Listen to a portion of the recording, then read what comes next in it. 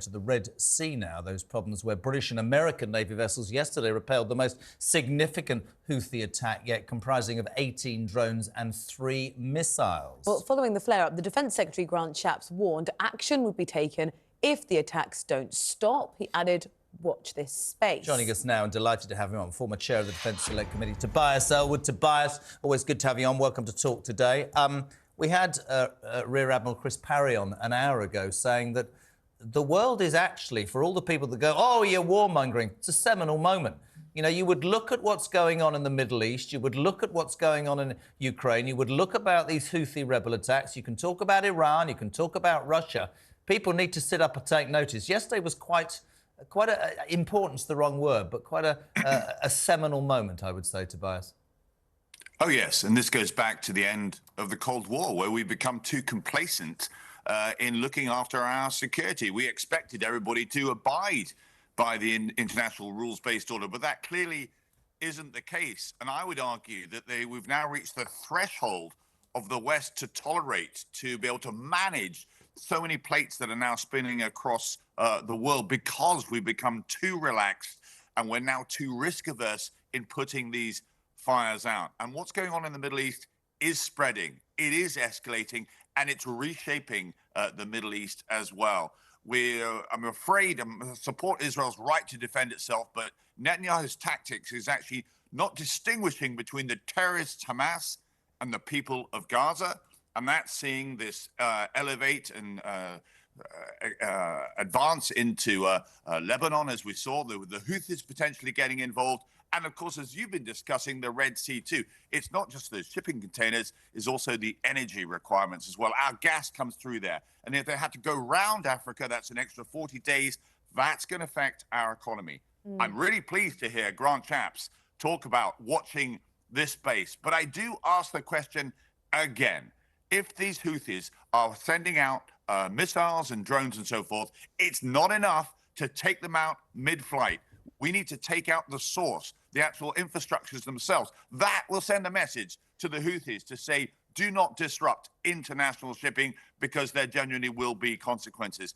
And I simply add to that, the resilience that you need to have in place. Our Royal Navy is simply too small, given where the world is heading. We should be sending our carrier strike group to the Middle East now in recognition that this could continue to escalate, but also to ensure that we can protect our interest, British interest, to making sure international shipping can move unharmed. Tobias, I guess the fear is that we would then also be responsible for a ratcheting up, and then what kind of repercussions would that be? Do we want to be responsible for escalating this even further?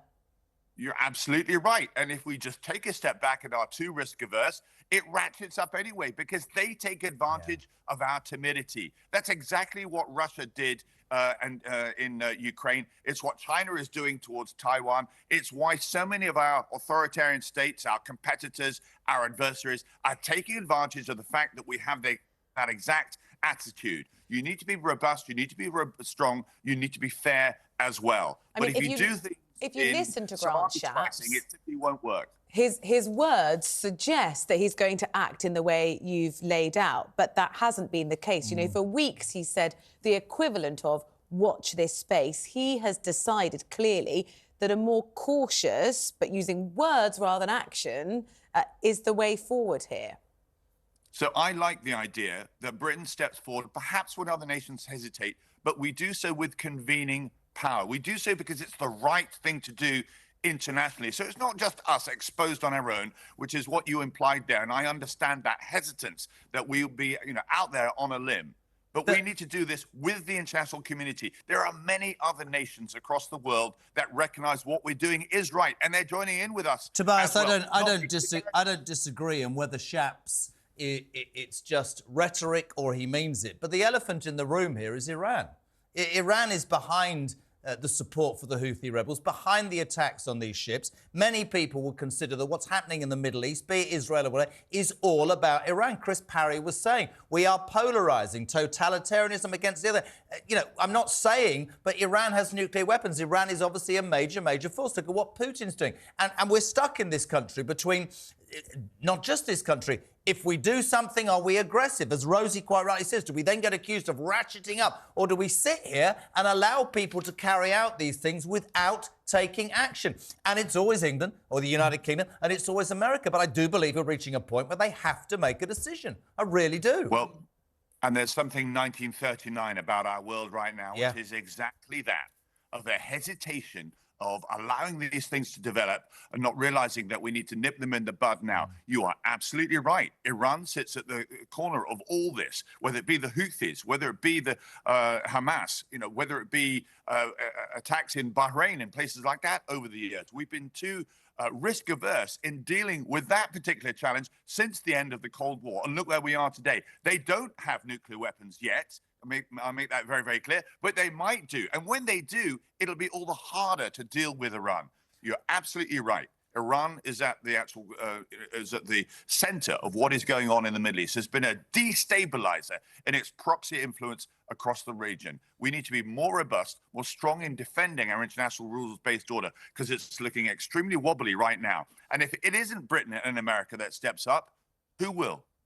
Couldn't agree more. Just one final thing. You touched upon it as well. You said that, our Royal Navy is too small. I think that the cuts that have been made to defence across the line, I've never been in support of that. I've never been that. It's quite interesting, though. Yesterday, Shapps questioning the Royal Marines, but, where do you see your force going? Ben Wallace, I think, I could be wrong, probably left his job because he was frustrated at the lack of investment. Do you believe, as the ex-chair of the Defence Select Committee, that Shapps questioning the Marines means that he's looking at cutting more, or do you think he and this current government understand the need for Britain to be strong for the very things that we're seeing in the world? You quite rightly covered what happened in the Post Office and the public anger in what happened there unfolding, pressurizing the politicians of all parties. I do believe that if we're seen to see our armed forces are too small to look after our own strategic and security interests, that there will be a backlash from the British public itself. We're on a peacetime defense budget. We're moving into a Cold War, even to a world at war over the next couple of decades. It's now the time to make sure that our Army, our Air Force, and our Navy, including our Royal Marines as well, are the right size to defend our interests. In the end of the Cold War, we had 50 frigates and destroyers. We're down now to 15. And when it's 15, there's one that'll be in for maintenance and refit, one that will be for training, and then one that will be for operations. So it's a rule of 3. We're down to 5 frigates and destroyers, warships that can go to places like the Red Sea and defend our interests. That is too small, and that needs to be rectified. Final thing, just briefly, Tobias, you're talking about how much we might be spending on defence. All of that is well and good as long as there is people with appetite to join and say, I want to join our armed services, whatever capacity that might be. Recruitment has been a problem.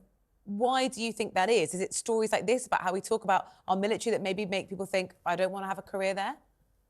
Yeah, there's so many aspects on here that you've now touched on that important question. It's the accommodation that we look after. It's how we look after our veterans. It's the entire package. Normally, pay is not an issue when you join the armed forces. That's not the reason why you join. But I served myself. I was defense minister too, and I saw this. I'm afraid erosion of our support right across the board. The equipment has got much better. There's no doubt about it. But there's just not enough of it. We need to look after our service personnel, but more importantly, recognize that symbiotic relationship between our economy and our security. It's not good enough to say we're going to spend more when our economy improves, when we see that when Ukraine becomes unstable, that affects food prices in the UK. When the Middle East becomes unstable, that affects energy prices. It means that if we invest in our defense, we actually protect our economy. That's the link between the two. Tobias, as ever, an absolute pleasure. Thank you so much indeed for joining us on Talk Today.